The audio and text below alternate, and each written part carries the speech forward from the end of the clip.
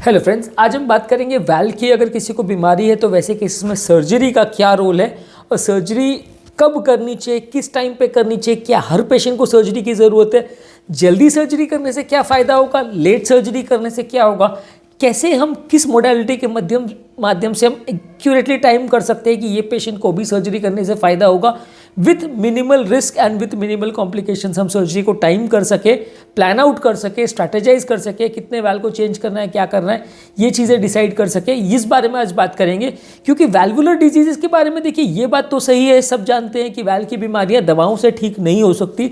दवा से हम सिम्टम्स को कम कर सकते हैं, दवा से तकलीफ को कम कर सकते हैं, वैल्व के प्रेशर्स को कम कर सकते हैं, लेकिन अगर एक बार वैल्व की बीमारी अपने लेवल को क्रॉस कर जाती है और वैल्व में बहुत ज़्यादा प्रॉब्लम आने लगती है तो फिर सर्जरी ही एकमात्र रास्ता बचता है।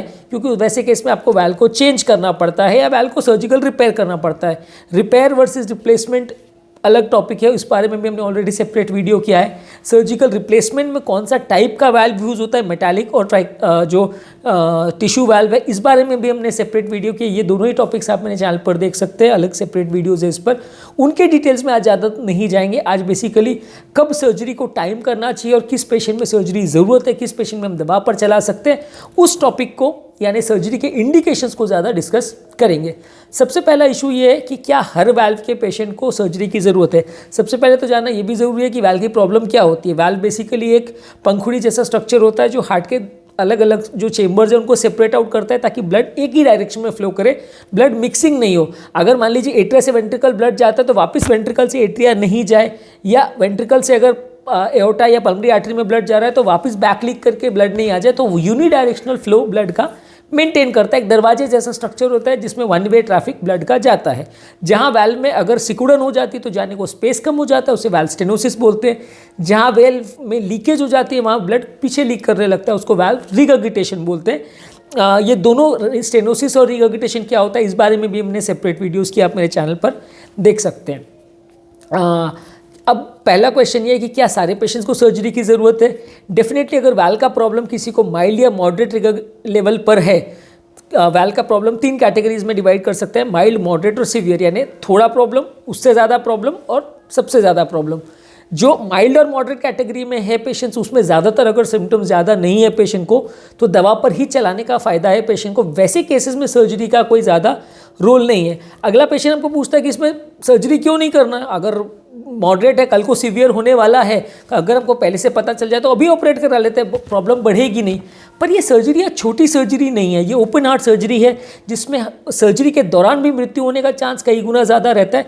और खासकर अगर आप वैल्व को रिपेयर कर रहे हो तो रिपेयर में वापस प्रॉब्लम होने का चांस भी है, क्योंकि रिपेयर भी 100% सक्सेसफुल नहीं होते। ऊपर वाले ने जितना अच्छे से वैल्व बनाया, सर्जन रिपेयर करके उसके धागों को उतना अच्छा नहीं बना सकता, कितना भी अच्छा सर्जन हो। दूसरा, अगर वैल्व को हम रिप्लेस भी करते हैं तो भले मेटालिक वैल्व हो, भले टिश्यू वैल्व हो, वो लाइफ टाइम नहीं चलते, वो उसके अपने इश्यूज़ होते हैं। मेटालिक वैल्व की अपनी तरह के क्लॉटिंग और ब्लीडिंग के प्रॉब्लम्स होते हैं, टिश्यू वैल्व के 10-12 साल में ख़राब हो जाने का प्रॉब्लम रहता है, तो बार बार चेंज करना पड़ता है। इसलिए हमेशा समझ के रखिए, माइल्ड टू मॉडरेट लेवल पर जब ज़्यादा तकलीफ नहीं है, दवा से काम चल सकता है, तब दवा पे ही चलाना है, अननेसेसरी सर्जरी के लिए नहीं हड़बड़ाना है। अगर सर्जन आपको बोलता भी है कि अभी सर्जरी के लिए चले जाओ तो सेकेंड ओपिनियन लीजिए, वापस डिस्कस करिए, लेकिन सर्जन के उसमें आपको early level of valve problems में सर्जरी के लिए नहीं जाना है। प्री मैच्योर सर्जरी करने से कोई फायदा नहीं होगा, उल्टा लॉन्ग टर्म आपको नुकसान ही होगा, तकलीफ ही होगी, और आप बाद में पछताओगे ही कि आपने फालतू में सर्जरी कराई जिससे आपकी कंडीशन बिगड़ गई। सर्जरी के दौरान कोई कॉम्प्लिकेशन हो गया, इन्फेक्शन हो गया, स्कार हो गया, मृत्यु हो गई पेशेंट की, तो सारी ज़िंदगी परिवार परेशान होगा कि हमने फालतू में सर्जरी कराई।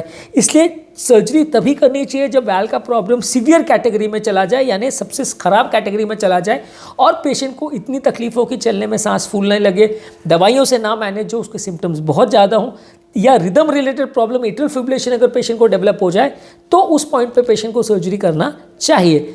अर्ली स्टेजेस में सर्जरी करने का इसमें फ़ायदा नहीं होगा, जब कंडीशन बिगड़ने लगे तो सर्जरी करनी चाहिए। अब अगला क्वेश्चन होगा कि पता कैसे चलेगा कि कंडीशन बिगड़ रही है कि नहीं। देखिए, सिर्फ सिम्टम्स पर रिलाई नहीं कर सकते, कई बार अलग अलग पेशेंट का थ्रेशोल्ड अलग अलग होता है। किसी को जल्दी सिम्टम्स आ जाते हैं, किसी को लेट तक भी सिम्टम नहीं आते, कई पेशेंट पूरा हार्ट भी फेल हो जाता है तब तक भी सिम्टम्स नहीं आते। तो वैसे केसेस में आपको सर्जरी को उस टाइम पे करना चाहिए जब पेशेंट को या तो इकोवाइज क्राइटेरिया आपको लगे कि कंडीशन बिगड़ रही है, या रिदम में ईसीजी में चेंजेस आ रहे हैं, पेशेंट को एट्रियल फिब्रिलेशन हो रहा है, या पेशेंट को हार्ट डायलेशन होना चालू हो गया, या पेशेंट को सिम्टम्स होना चालू हो गया। इनमें से कोई भी चीज़ अगर पॉजिटिव आ रही है या मल्टीपल चीज़ें अगर पॉजिटिव आ रही है तो फिर आपको सर्जरी के लिए जाना है। अर्ली स्टेजेस में सर्जरी करने का कुछ खास फायदा नहीं है। क्या वाल्व को सर्जरी के बगैर भी रिप्लेस कर सकते हैं? हाँ, आजकल कैथेटर रिप्लेसमेंट वाल्व के आ गए, एओर्टिक वाल्व के लिए खासकर रिप्लेसमेंट आ गया है, काफ़ी कॉमनली लोग यूज़ कर रहे हैं। माइट्रल वाल्व को क्लिप से माइट्रल वाल्व के लीकेज को बंद करने का भी टेक्निक माइट्रल क्लिप वगैरह आ गई है, जो काफ़ी कॉमनली आजकल यूज़ हो रही है, लेकिन ये काफ़ी कॉस्टली है। सर्जरी का कॉस्ट मान के चलिए अगर 2-4 लाख है तो सर्जिकल नॉन सर्जिकल रिप्लेसमेंट जो वाल्व का है उसका कॉस्ट 15 से 20 लाख तक जाता है। तो इसलिए नॉन सर्जिकल रिप्लेसमेंट अपने को सिर्फ वहीं पे पेशेंट को एडवाइस करना है, क्योंकि देखिए उसमें खाली टिश्यू वाल्व ही आता है, उसमें कोई मेटालिक वाल्व नहीं आता। नॉन सर्जिकल वाले में ध्यान रखना है, मेटालिक नहीं आता, टिश्यू आता है, इसलिए यंग पेशेंट में बिल्कुल नहीं करना है वो टाबी वाला जो प्रोसीजर। उम्र दराज पेशेंट में जहाँ उनकी एज 60-70 के ज़्यादा है और वो सर्जरी नहीं हो सकती है फॉर टेक्निकल रीजंस, कि सर्जरी के लिए पेशेंट की हालत ख़राब है, उसकी हार्ट ख़राब है, हार्ट फेल है, लंग्स ख़राब है, कैल्शियम ज़्यादा है, लकवे का रिस्क है, मल्टीपल प्रॉब्लम्स है, कोमॉर्बिड कंडीशन ज़्यादा है, वहाँ पे आपको बगैर सर्जरी वाला कैथेटर रिप्लेसमेंट वाल्व का कराना है। डायरेक्टली आपको ये नहीं सोचना है कि ये लेटेस्ट टेक्नोलॉजी तो सबसे अच्छी है। डॉक्टर अगर बोले भी तो उसको डिस्कस करिए, क्योंकि ये टेक्नोलॉजी अभी भी हाई रिस्क केसेस के लिए ज़्यादा रिकमेंडेड है। फर्स्ट प्रायोरिटी सर्जिकल चॉइस अभी भी ये नहीं है। हालांकि अगर एल्डरली पेशेंट, उम्रदराज पेशेंट टावी करा भी रहा है या बगैर सर्जरी वाला वो रिप्लेसमेंट करा रहा है, पैसा पॉइंट ऑफ व्यू तो ठीक है, एक अलग व्यू पॉइंट है कि पैसा कई गुना ज़्यादा लगेगा, लेकिन अगर वो करा भी रहा है तो पूरी तरह से गलत नहीं, पर यंग पेशेंट में नहीं कराना है, क्योंकि यंग पेशेंट में टिश्यू वाल्व लगाने का कोई मतलब नहीं है, बार बार आपको रिप्लेसमेंट करना पड़ेगा, परेशानी होगी। अगला, कई लोग का व्यू पॉइंट आजकल ये भी हो गया कि क्योंकि सर्जरी में तो ये प्रॉब्लम होती थी कि दोबारा रिप्लेसमेंट करना पड़ेगा, चीरना फाड़ना पड़ेगा तो प्रॉब्लम होगी, तो नेक्स्ट टाइम में टावी ही करवा लो, तो एक बार टावी करो फिर उसके बाद दोबारा एक वाल्व कर दो, तो उसमें हर वाल्व के साथ एक वाल्व की लेयर लगानी पड़ती है, फिर उसके बाद एक और वाल्व की लेयर होती है, तो हर लेयर के साथ जगह थोड़ी थोड़ी कम होते जाती है, तो इसलिए बहुत बार इसको करने का कोई रिकमेंडेशन नहीं है। एक आध बार या मैक्सिमम 2 बार अगर किसी को एक वाल्व के ऊपर अगर दोबारा करने की ज़रूरत पड़ती है तो कर सकते हैं। बार बार इसको बिना सर्जरी वाले प्रोसीजर को उतना करने का अभी तक कोई डेटा अवेलेबल ज़्यादा नहीं है।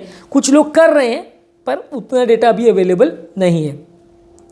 ज़्यादातर ये बगैर सर्जरी वाला जो मैंने कहा कि हाई रिस्क पेशेंट्स में रिकमेंडेड रखे तो ज़्यादा अच्छा है।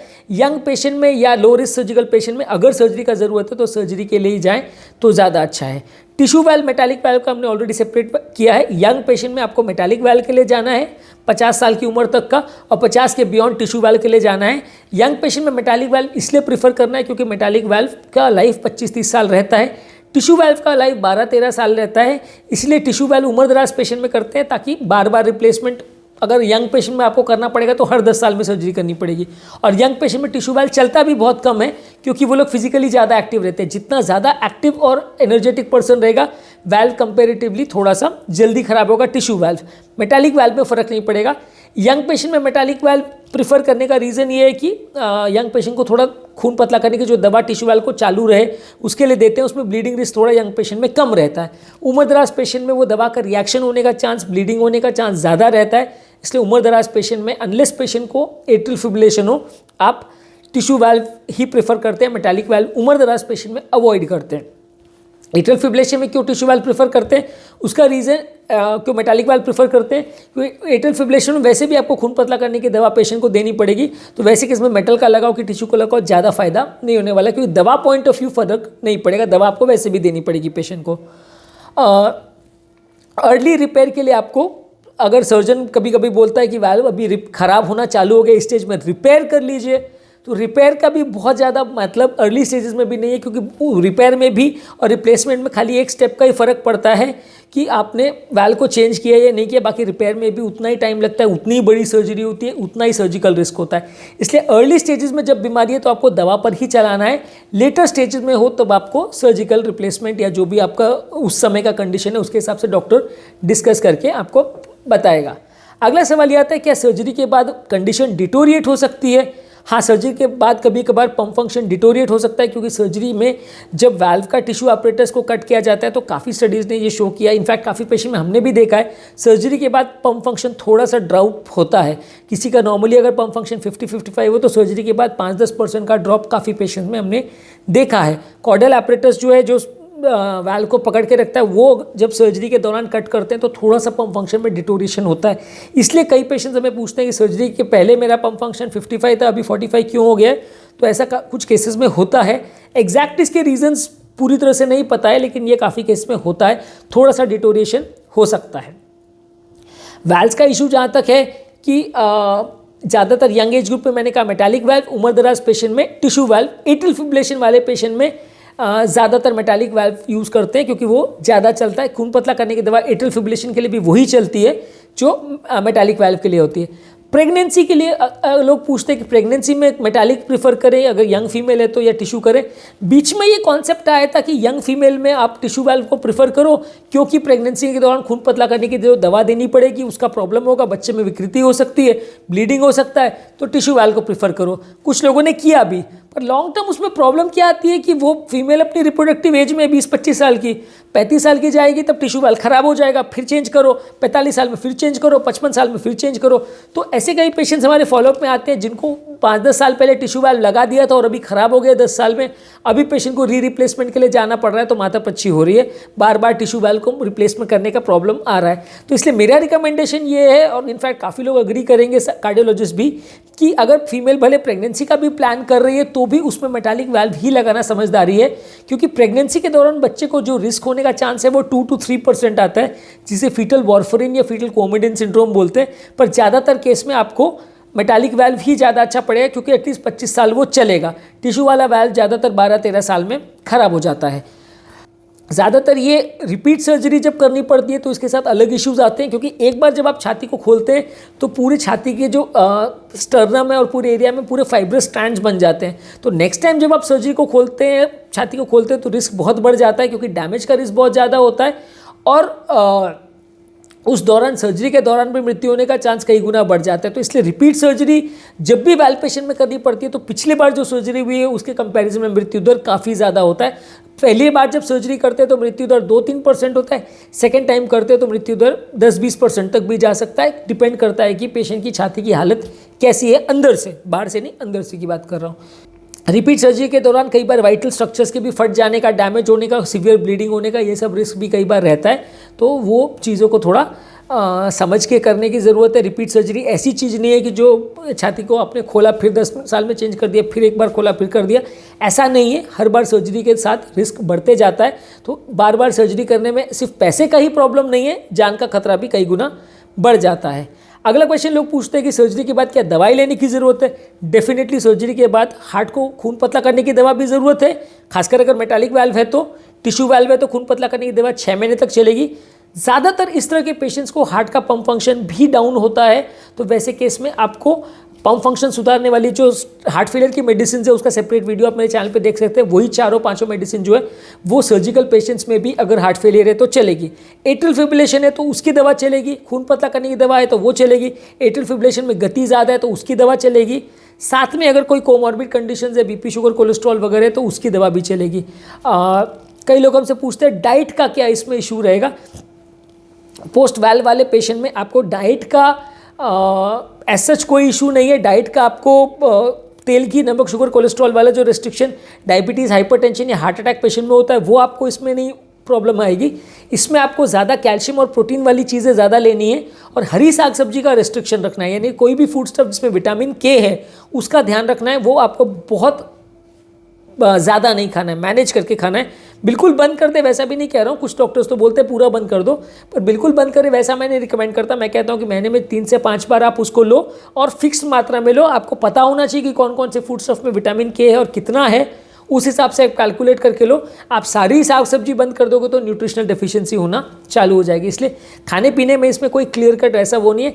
दवा हर हालत में लाइफ टाइम आपको लेना है, डॉक्टर के साथ डिस्कस करके ही दवा को बंद करिए। दवा अपन ने अगर बिना पूछे बंद कर दिया तो वाल्व में अगर क्लॉटिंग हुआ तो उसको संभालना बहुत मुश्किल पड़ेगा। दोबारा सर्जरी करना इतना आसान नहीं है। अगर वाल्व में एक बार क्लॉट हो गया तो फिर उसको संभालना हमेशा टफ पड़ता है, जान बचाना भी कई बार मुश्किल पड़ता है। तो आज के टॉपिक में हमने सर्जरी और सर्जरी रिलेटेड इश्यूज़ के बारे में बात की। यदि इस टॉपिक को संबंधित आपके कोई कमेंट्स, क्वेरी, सजेशन है, कोई और टॉपिक्स पर आप चाहते हैं वीडियोज़ बनाएं, कोई पेशेंट रिलेटेड क्वेरीज है, तो नीचे कमेंट सेक्शन में उनके बारे में बताइए, हम उन्हें कवर करने का प्रयास करेंगे। अंत में मैं डॉक्टर नवीन अग्रवाल तहे दिल से आपका शुक्रिया अदा कहूँगा कि आपने इस टॉपिक को एंड तक देखा। जो लोग हमारे चैनल पे नए हैं उन्हें रिक्वेस्ट करूँगा कि चैनल को सब्सक्राइब करें। ऐसा करने से चैनल को कंटिन्यू करने के लिए हमें इंस्पिरेशन और मोटिवेशन मिलती है। और जो लोग ये सारा कंटेंट को बहुत डिटेल में नहीं देखना चाहते, उनके लिए रेगुलर बेस पे हम यूट्यूब शॉर्ट्स अपलोड कर रहे हैं, जिसमें सारे टॉपिक्स का 1 मिनट जिस्ट या समरी हम आपको देते हैं।